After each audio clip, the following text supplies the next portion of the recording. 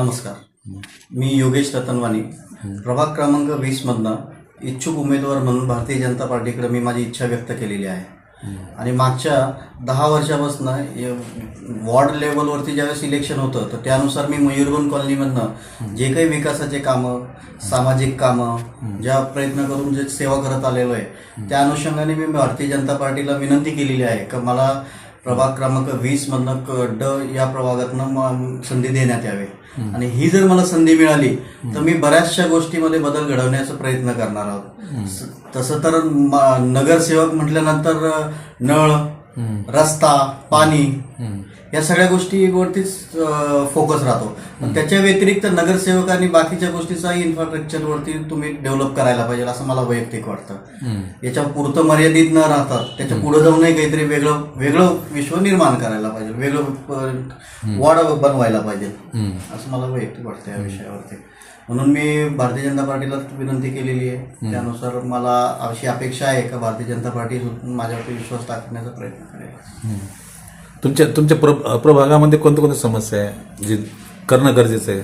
मुख्य समस्या ज्या आहेत तर त्या आता तरी सध्या पाण्याचा जो विषय चालू आहे तर त्याच्यावरती लवकरच जो निर्णय घेतलेला आहे. आता परत एक 800 MLD पाणी सोडण्यात आलेलं आहे बघा एक 8-15 दिवसात. आणि त्याच्यामुळे खरोखरच पाण्याचा जो कटाईला टाइम पिरियड वाढलाय तो लवकरच कमी होईल त्याच्यामुळे.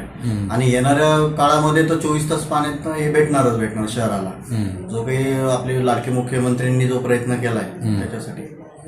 तरुण वर्गांसाठी तुम्ही काय नियोजन केलं? तरुण वर्गांसाठी सर्वात महत्वाचं जे बेसिक जे बघत आलेलो आहे तरुण वर्गाने नुसतं नोकरी शिक्षण नोकरी या गोष्टीत राहतात ना तर तरुण वर्गाने जास्तीत जास्त व्यवसायामध्ये सुद्धा कसं डेव्हलप करता येईल स्वतःला. तर माझं फोकस त्याच्यावरती राहील का तरुण वर्ग हा उद्योजक कसा बनेल. त्यांनी उद्योजकामध्ये जास्त भर पडायला पाहिजे आपल्या इथे.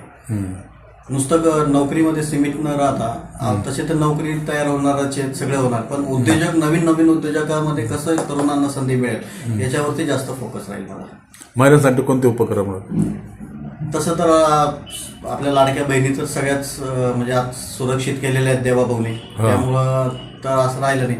पण तरी पण महिलांना ज्या रोजगार उपलब्ध करून द्यायला पाहिजे बचत गटामार्फत त्यांच्या आता तसं छोटे बचत गट आहेत, जे छोट्या लघु उद्योग आहेत त्या माध्यमातून महिलांना सुद्धा आपण गव्हर्नमेंट तर्फे तशा सुविधा करून दिलेल्या आहेत. तर त्या लाभ सगळ्या महिलांना भेटावयासाठी आम्ही 100% प्रयत्नशील राहील.